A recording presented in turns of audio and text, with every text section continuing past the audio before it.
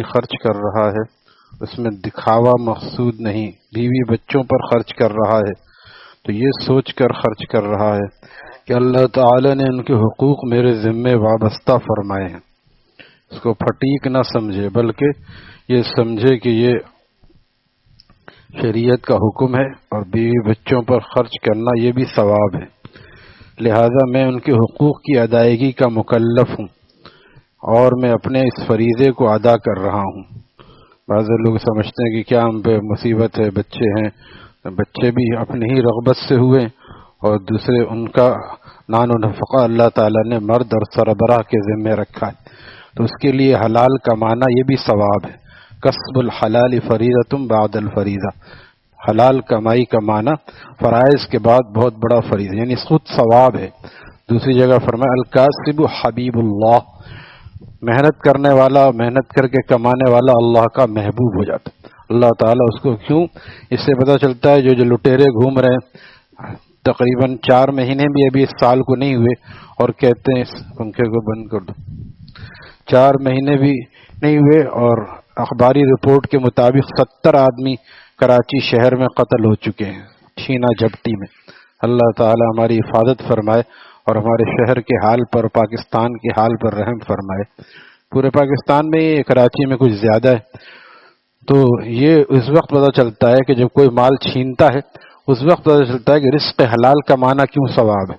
رزق حلال کمانا ثواب ہے، اس لیے اس کو جو کمائے گا تو وہ دوسرے کے مال پہ نظر نہیں رکھے گا، کیونکہ یہ بیچارہ کما نہیں رہا ہے، اس کو چھینا جھپٹی کسی طرح بس مال ہاتھ آ جائے، اس کو آخرت کی فکر نہیں ہے، جانوروں کی طرح لوگوں کو گولی مار دیتے ہیں۔ تو اس وقت میں پتہ چلتا ہے کہ کسب حلال کو فریضہ اور ثواب کیوں فرمایا، تاکہ ہر آدمی اپنی فکر خود کرے کمانے کے اعتبار سے، نہ کسی سے مانگے اور نہ کسی سے چھینا جھپٹی کرے۔ تو اس لیے اس کو جو بہت سے لوگ سمجھتے ہیں کہ یہ ہمیں بلا وجہ ہم پر یہ لازم کیا گیا ہے، یہ لازم کیا گیا نہیں، اللہ تعالیٰ نے اس پر ثواب دیتے ہیں، اس پر اللہ تعالیٰ ثواب عطا فرماتے ہیں۔ جب آدمی اپنے فرائض منصبی میں ہے، یعنی آفس چلا گیا، اب وہاں اشراق وغیرہ بھی نہ پڑے۔ 2 آدمی ہمارے ڈائمنڈ ٹیکسٹائل میں جب میں کام کرتا تھا تو سامنے سے آتے تھے، سامنے فیکٹری میں بالمقابل ایک فیکٹری تھی، اس سے آتے تھے، کیونکہ وہاں مسجد نہیں تھی، ہمارے یہاں مسجد تھی، تو وہ مسائل پوچھتے رہتے تھے۔ تو انہوں نے ایک دفعہ پوچھا کہ ہم صبح کو جلدی آ جاتے ہیں 7 ساڑھے 7 بجے، کیونکہ ان کے ذمہ ایسے کام تھے، اور 10 بجے سے پہلے سیٹ عام طور پہ نہیں آتے، 9-10 بجے 11 بجے آتے ہیں، اس سے بھی دیر ہو سکتی ہے، سیٹ تو سیٹ ہے۔ تو ہم اگر آ جائیں اتنی جلدی تو اس وقت اشراق کا وقت ہو چکا ہوتا ہے، تو ہم اشراق پڑھ لیں۔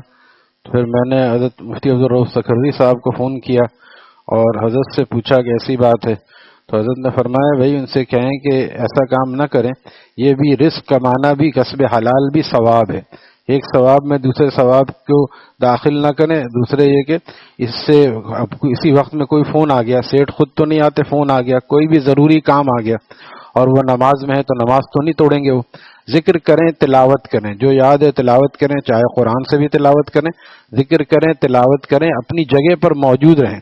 اس موقع پہ فرض منصبی کا ادا کرنا اولین ترجیح ہے، یعنی جو آدمی کام کر رہا ہے وہ پہلے کرے گا۔ نائٹ ڈیوٹی میں اب سو گیا یا دن نیند وہاں پوری کر رہا ہے، جبکہ اس کے ذمے اس کو پیسے اس کے مل رہے ہیں کہ وہ جاگ کے جو ہے حفاظت کرے گا، جب وہ خود سو رہا ہے تو حفاظت کیا کرے گا۔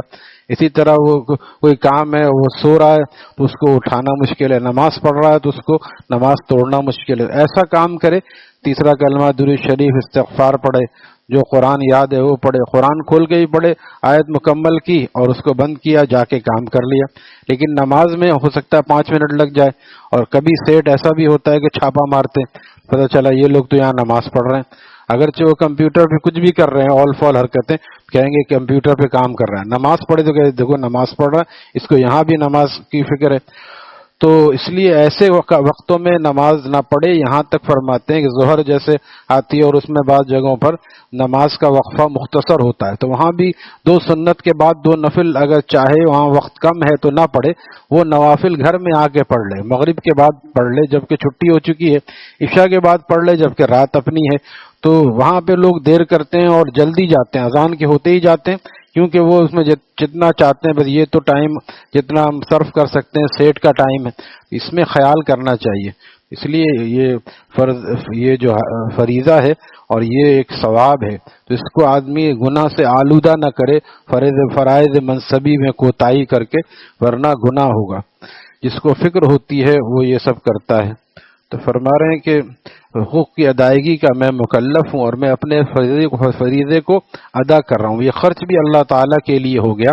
من اعطا للہ میں داخل ہے، جو اہل و عیال پہ خرچ کر رہا ہے، جو جائز امور میں خرچ کر رہا ہے، جائز ضروری کپڑے بنانے ہیں اور جوتے لینے ہیں بچوں کے، تعلیم پہ خرچ ہو رہا ہے، یہ سب پہ ثواب ملے گا جو جائز حدود میں ہو رہا ہے. بعض لوگ تعلیم پہ اتنا خرچ کرتے ہیں. 60,000 تنخواہ تھی، ابھی یہ پہلے کی بات ہے، اب تو بڑھ گئی ہوگی.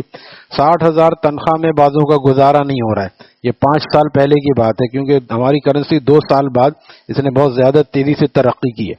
ہمارے یہاں ترقی ایسی ہوتی ہے، سودی آمدنی میں ترقی ایسی ہوتی ہے. ہمارے والا فرماتے تھے کہ ایسی ترقیاں ہوتی ہیں، یہ اس کو کہتے ہیں ترقی معکوس. عکس میں ترقی کرنا یعنی مائنس میں ترقی کرنا.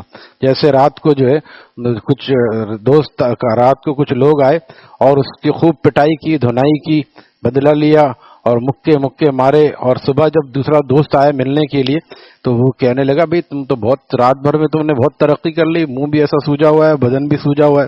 تو سوجا ہونے میں اور ترقی کرنے میں فرق ہے. تو یہ جو ترقی ہماری ہو رہی ہے یہ سوجن آ رہی ہے، یہ ترقی نہیں ہو رہی ہے. سود کی آمدنی سے جو ترقی ہو رہی ہے یہ سوجن ہے. تیرا ہے نئی روشنی منہ ہو کالا، تیرا ہے نئی روشنی منہ ہو کالا، دلوں میں اندھیرا ہے باہر اجالا. لہٰذا یہ ترقی نہیں، ترقی وہ ہے جو صحیح طریقے سے ہو، یعنی کہ اس پر اس کا فائدہ قوم کو ہو، ملک کو ہو، مسلمانوں کو ہو اور اسلام نافذ ہو. اس کو ترقی کہتے ہیں. تو ہماری ترقی کیا ہوتی ہے؟ الٹی ہوتی ہے. بہرحال وہ 60,000 میں گزری. 5 سال پہلے کی بات بتا رہا ہوں کیونکہ کرنسی بہت کم تھی، پیٹرول 100-125 روپے تھا. اس وقت کی بات ہے کہ 60,000 میں گزارا نہیں ہوا. وجہ کیا ہے کہ 20,000 بچوں کی پڑھائی پہ 3 بچوں پہ 30,000 لگ رہے ہیں. 30,000. اور جن اسکولوں کی فیس زیادہ ہوتی ہے وہاں اور بھی اللے تللے زیادہ ہوتے ہیں. ہر چند دن بعد کوئی فنکشن ہو رہا ہوتا ہے، کوئی وہاں سے اس یونیفارم لینا ہے، اس کے اخراجات الگ ہوتے ہیں. 30,000 انہوں نے بتایا صرف 3 بچوں کی تعلیم میں 30,000 خرچ ہو رہے ہیں. باقی گھر کا کرایہ وہ 15,000، اور اب بچا کتنا خرچہ کرنے کے لیے؟ 15,000. تو کیوں ایسے اسکول میں ڈالا؟ پھر کچھ ہی عرصے بعد انہوں نے شکایت کی کہ ہمارا بچہ جو ہے گھر سے چوری کر کے پیسے لے جاتا ہے. پتہ چلا کہ وہ ہم دیکھتے ہیں ہمارے پیسے کم ہیں، عام طور پہ نہیں ہوتا، لیکن کیوں کر رہا ہے؟ کیونکہ وہاں کے بچے جو اچھے اسکول میں ہیں وہ بچے 20 روپے 30 روپے نہیں لاتے، وہ 100-150 روپے لاتے ہیں. اور اس کی وجہ سے یہ بھی لے کے جا رہا ہے گھر سے، کیونکہ وہ شاہ خرچ ہیں، وہ تو بڑے گھرانوں سے آ رہے ہیں. تو یہ سب نقصان اس کا ہے کہ ہم نے چادر سے پیر باہر پھیلایا. اپنا گزارا بھی نہیں ہو رہا ہے، بچے بھی چوری اس لیے کر رہے ہیں کہ وہاں کے بچے تو 150 روپے لاتے ہیں اور ہمارے ابا ہمیں 20 روپے دیتے ہیں. تو آپ نے ایسے اسکول میں کیوں نہیں داخل کیا جس کی فیس 1,500 ہے اور آسانی سے آپ 10,000 کے اندر 3 بچوں کی کفالت کر سکتے تھے؟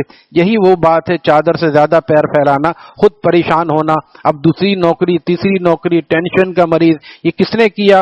یہ اس چیز نے کیا کہ ہم نے اپنی چادر سے باہر پیر پھیلایا. اور یہ بھی اکثر عورتوں کی وجہ سے ہوتا ہے. وجہ کیا ہے؟ میری بہن کا بچہ وہاں پڑھتا ہے، سینٹ جوزف میں فلاں جگہ پڑھتا ہے، وہ اتنا ہائی اسکول، میرا بچہ بھی وہیں پڑھے گا، ہم نہیں جانتے. اب وہ شوہر صاحب جو ہیں اکثر اس معاملے میں جورو کے غلام ہوتے ہیں.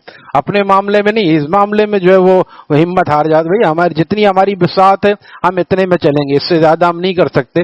ہم وہ کاروبار کر رہا ہے یا اس کی تنخواہ 1.5 لاکھ ہے تو وہ ایسی جگہ پڑھا رہا ہے، ہماری آمدنی 40-50 ہزار ہے، ہم اس کے اندر چلیں گے، ہم دوسروں کو دیکھ کے چلیں گے تو یہ پریشانی ہوگی. تو یہ بتا رہا ہوں، یہ پریشانی صرف اوروں کی مسلط، ہماری اپنی بھی خریدی ہوئی ہوتی ہے کہ ہم دیکھیں کہ ہمارے اخراجات کتنے اس کے اندر رہیں.